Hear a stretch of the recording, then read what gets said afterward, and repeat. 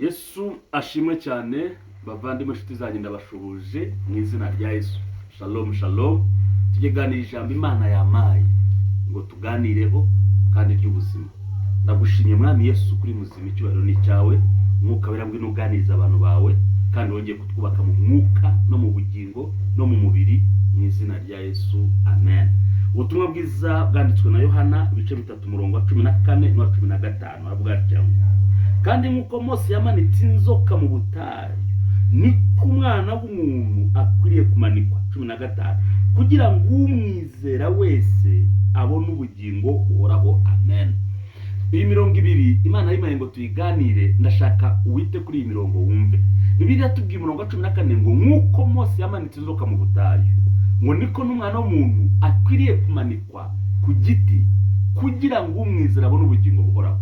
Mose yamanitse inzoka mu butayu ryari? Kubera iki yamanitse inzoka? Kubera iki Yesu agereranywa n'iyi nzoka mu butayu? Nibyo tugeganiraho. Icyambere, iki ni igihe Abisirayeli bavaga muri Egiputa bazera mu butayu imyaka 400 bajya i Kanani mu gihugu cy'amasezerano. Abisirayeli bagomeye Imana na Mose. Imana ibateza umuvumo. Umuvumo uzana inzoka z'ubumara n'ubushabwe bukomeye zari mu butayu, zirabarya, zica abantu benshi, abandi buzuramo ubushabwa bwazo.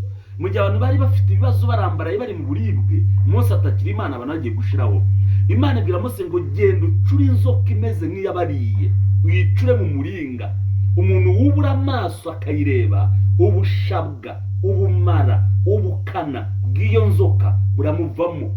Nguko ni nako rero n'umwana w'umuntu nawe, kugira ngo adukize ubumara, ubushabwe bw'icyaha, umuvumo w'icyaha. Ndashaka unyumve, byasabye ko Imana ifata umwana wayo waremye byose, wabayeho isi itarabaho, imuhindura umuntu, imwambika umubiri mu nda ya Mariya kugira ngo ase natwe, amanikwe ku giti yambaye umubiri nk'uwacu.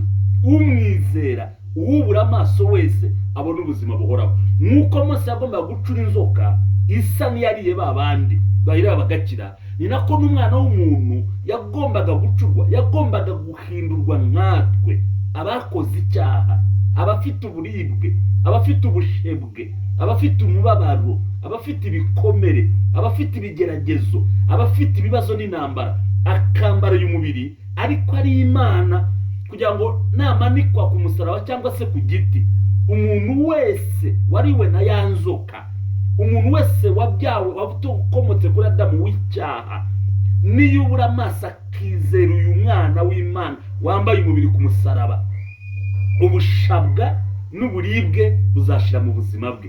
Turashimira Imana ko yatanze Kristo nk'iyi nzoka, ko yaduhaye Kristo akamanikwa ku giti, akamanikwa ku musaraba i Golgotha, kugira ngo abamwizera babeho ubugingo buhoraho. Buno bugingo buhoraho bivuze iki? Bivuze ngo ni ukubaho none ubuzima buzima busabana n'Imana, bumeze nk'ubwo Adamu yari afite mu ngobyi atarakora icyaha, ndetse tukazanabwambukana tukabamo iteka ryose. Ibyo bita ubuziraherezo, tumaze guhindurwa abazaba bakiriho n'abapfuye bamaze kuzuka, duhawe ubwiza nyirizina budahinduka bwa Kristo. Uko niko Bible ivuga. So ndashaka kubwira iki inshuti yanjye, ndavuga ngo igisubizo cy'ubushabwa buri mu buzima bwawe ni Kristo Yesu. Igihe cyose uzubura amaso ukizera Kristo wo ku musaraba, ukizera Kristo wavutse yambaye umubiri ari Imana, ukizera Kristo wabambwe ku musaraba, ukizera Kristo wapfuye akazuka, ndakubwiza ukuri ngo ubushabwa bw'ikintu cyose kiri mu buzima bwawe buzakuvamo. Nta wundi muntu ukiza ibyaha, nta n'undi muti w'icyaha, nta n'undi kunesha icyaha kubaho keretse Kristo Yesu. Uyu munsi rero ndakwinginga, ngirijwe n'umwuka wera, ngirijwe n'ubutumwa bwiza, ongera wubure umutima, ongera wubure ibyiyumviro, ongera uzamure kwizera, uhitemo kwizera Kristo. Sinzi ubushabwa urimo kunyuramo. Ahari n'uburibwe bw'icyaha kikubuza amahoro, ahari n'uburibwe bw'indwara ikubuza amahoro, ahari n'uburibwe bw'ubutayu bukubuza amahoro, ahari n'uburibwe bw'ikigeragezo, ahari n'uburibwe bw'ibikomere, ahari n'uburibwe butandukanye, ariko urimo uraribwa, urimo uraca mu bihe, umeze nk'umugore uri kubise, umeze nk'umuntu ufite donc umerewe nabi, ugeze ku rwego uvuga ngo najya no kwiyahura. Haracyari ibyiringiro. Garukira aho ngaho, wongere ubura amaso wizere Kristo. Nk'uko inzoka imanitswe abayirebaga bose ubushabwe bwabavagamo, niko nawe uyu munsi niba ubura amaso ukizera Kristo ukamuhanga amaso ukamutumbira, buri buribwe bwose, buri bushabwe bwose urimo gucamo urabuvamo mu izina rya Yesu. Kuko Yesu ntabwo yambaye umubiri kubwe, ntabwo yamanitswe ku giti kubwe, ahubwo yamanikiwe ku bwacu, kugira ngo abafite ubwo bushabwa, abari muri ubwo buribwe, abari muri ibyo bibazo, abari muri izo ntambara babashe kwisohokamo mu izina rya Yesu. Ndakwinginze mwene data, uyu munsi wizere, uyu munsi wizere, uyu munsi wizere, urabona igitangaza. Uyu munsi wizere, urabona ukuboko kw'Imana. Nk'uko Abisirayeli, reka mbabwire, hari benshi batagize ayo mahirwe, hari benshi binangiye mu butayu, banze kunamura amaso ngo barebe inzoka y'umuringa Mose amanitse barapfa. N'ubu nuko hari benshi bananiye kwizera Kristo, hari benshi bananiye kureba ku musaraba. Ariko ndashaka kukubwira ngo niba byaranakunaniye wikwinangira, uyu munsi ubura amaso wizere umusaraba. Nimba aranawizeye rero, komeza uwizere, uwo musaraba urakiza, uwo musaraba uromora, uwo musaraba urabohora, uwo musobonerwamo ubugingo buhoraho. Na handi hantu twakura ubuzima bwo gusabana n'Imana none n'iteka ryose keretse muri Kristo Yesu.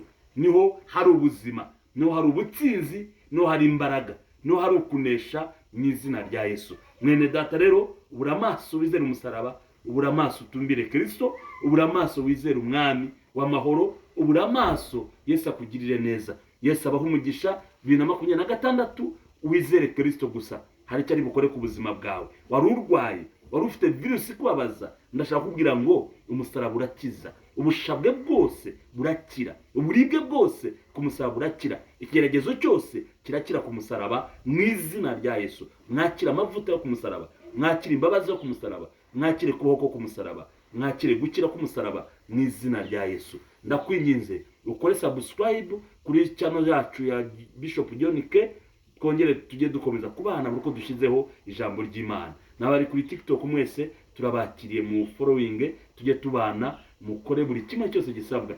Yesu abaho umugisha kandi abagire neza. Ndabasengera mu mbaraga z'Imana kugira ngo kwizera kwacu, kwizera kwanyu kukuru ubushabwa n'ubumara n'uburibwe murimo gucamo mu buzima bwanyu. Halebosaya malibosika baba, ribosaya baba, rikoseketaya. Imbaraga z'Imana zibohora ubuzima.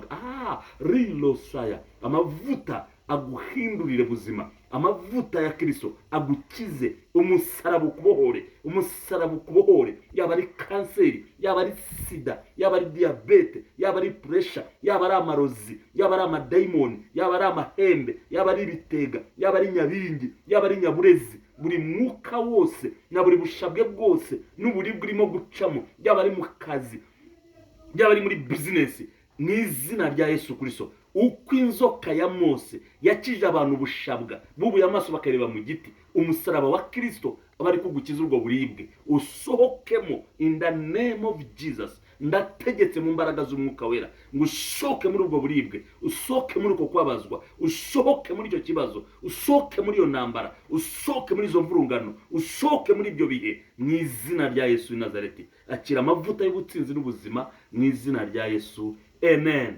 Ndabakunda, ndabasengera. Yesu abaho umugisha. Abafite ibyifuzo, abafite ibyo bakeneye inama, mwaza kuduhamagara, nomero zacu zaziriho. Yesu abagire neza mu izina rya Yesu. Amen.